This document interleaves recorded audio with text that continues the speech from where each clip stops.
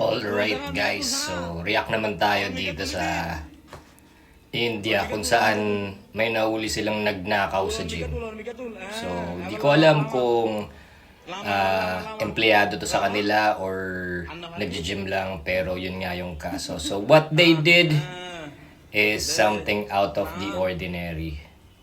So pina-workout nila yung nagnakaw.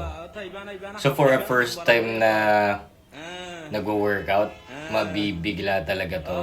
Feeling ko bukas, baka trangkasuhin to, magkasakit to o ma-injured, rhabdomyolysis or whatever.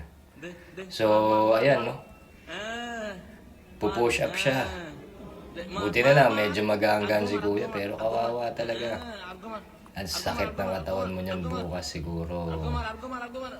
Breakfast mo niyan, alaksan. So, yan, no? Moral of the story, huwag magnakaw para hindi mapahirapan. No? Anyways, let's continue reacting on this video. Ulit no?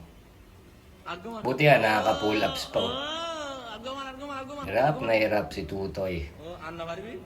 Ayaw na, maayaw na. Sakit niyan sa biceps. Wild. No?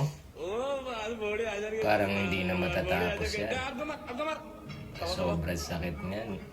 Alam mo yung arm mo parang naging T-Rex. Lumiit. Diba? Ganyan, legs ka pa kanina. Baka bukas ano ka na. Parang unano feels ka na. Diliit ka talaga na parang mukha kang matanda maglakad. Hindi ko na maintindihan. Kawawa. Diba? Makaawa na. Ayaw na.